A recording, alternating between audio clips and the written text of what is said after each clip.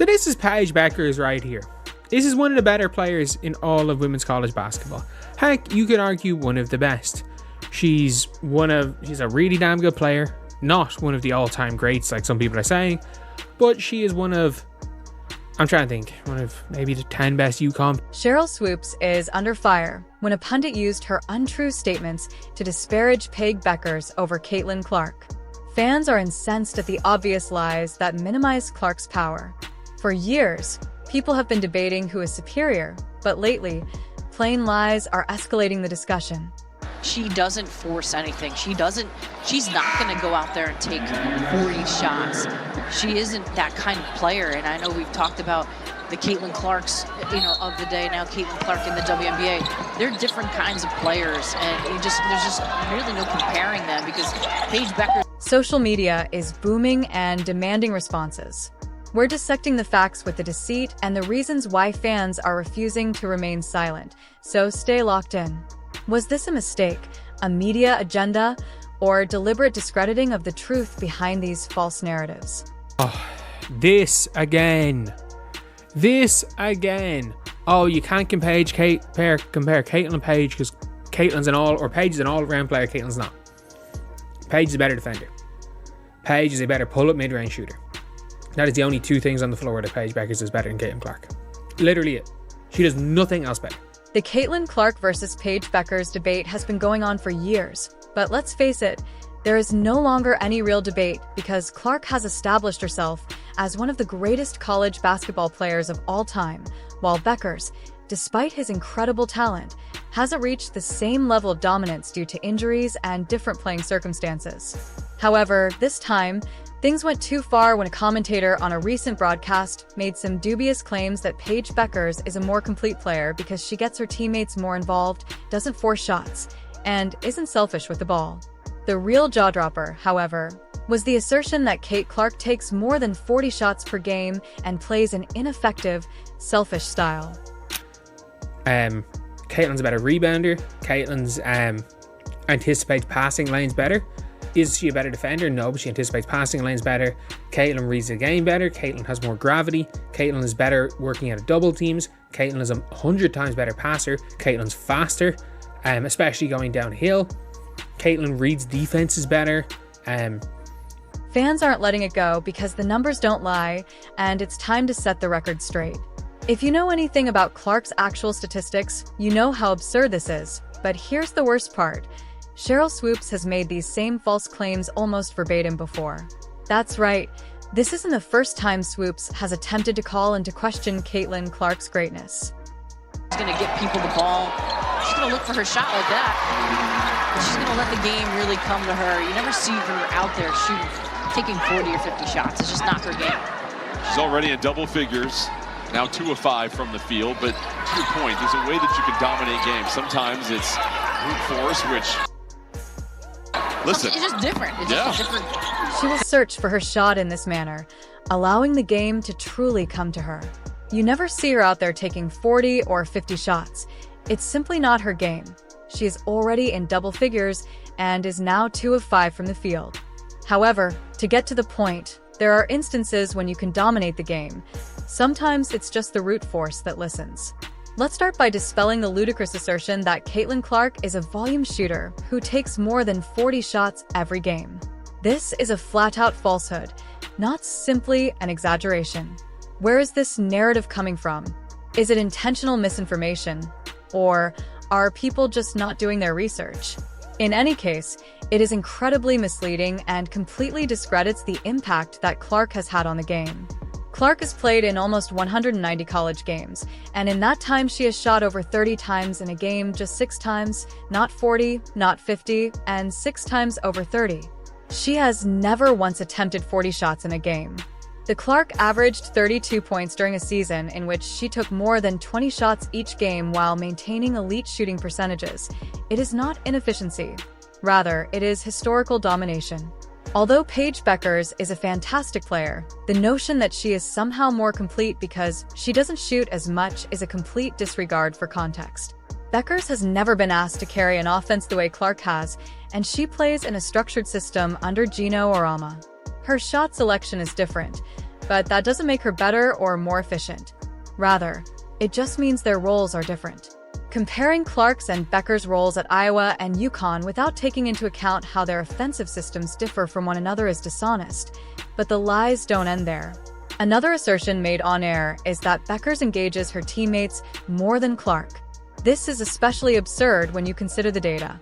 If Clark were a selfish player, she wouldn't be leading the nation in assists and dropping more than 30 points per game. The truth is that she attracts so much attention from defenders that she constantly finds open teammates for easy shots, which is what makes her so special. She isn't just dominant on her own, she elevates the players around her.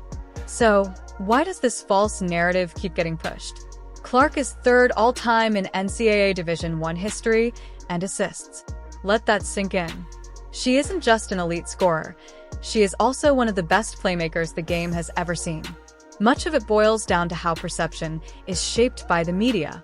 Attempts to conform female athletes into preconceived notions have long existed, and Clark's high-usage, high-scoring style subverts certain antiquated assumptions. Some people adore that, while others, particularly traditionalists, struggle with it. This is where Sheryl Swoopes' involvement gets even more intriguing.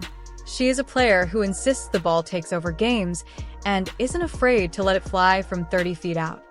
The relationship between WNBA legend Swoopes and contemporary women's basketball discussions has been complicated.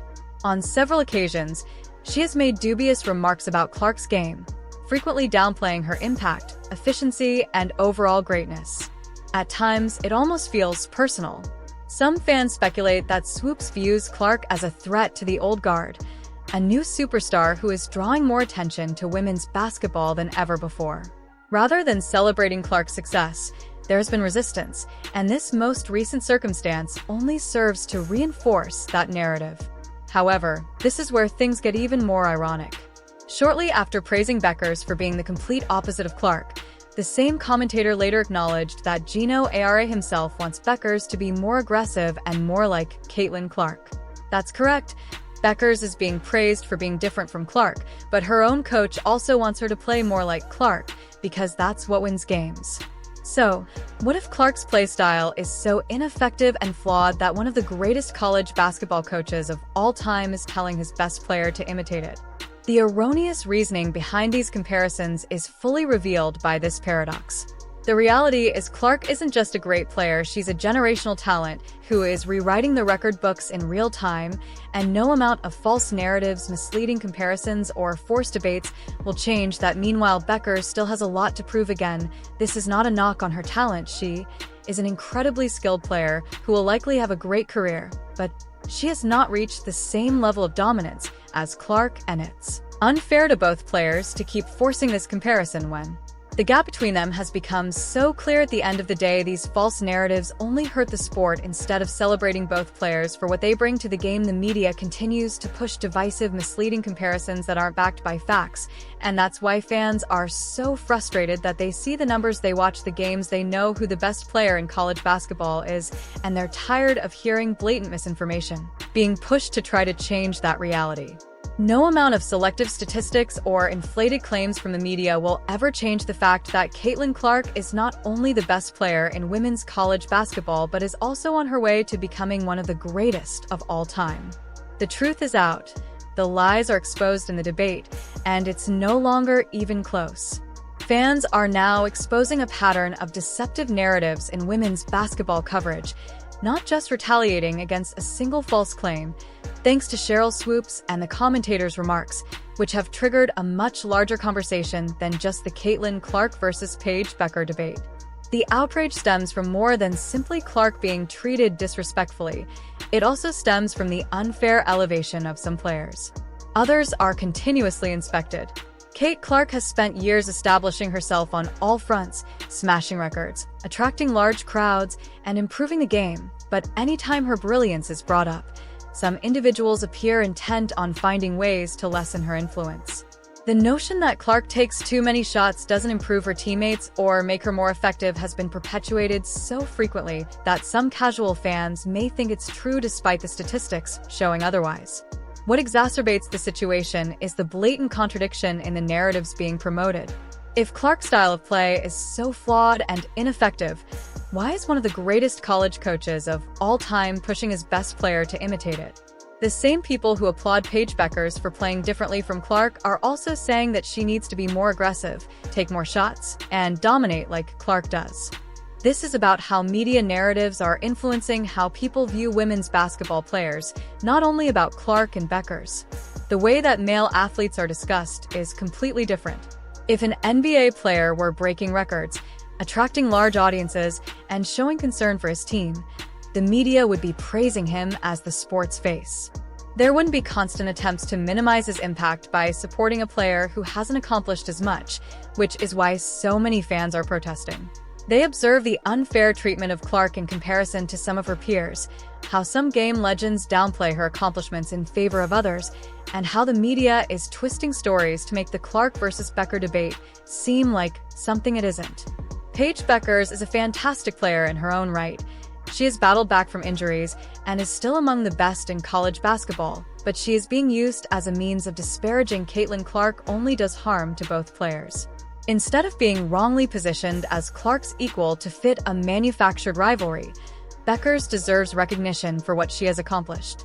The fact is that Clark and the other women's collegiate basketball players are very different from one another. This isn't meant to be disparaging. It's just the reality. Rather of praising the fact that Clark is currently the top player in the game, some members of the media appear more interested in criticizing her performance and looking for ways to undermine her. Clark is on a path to become one of the greatest players of all time.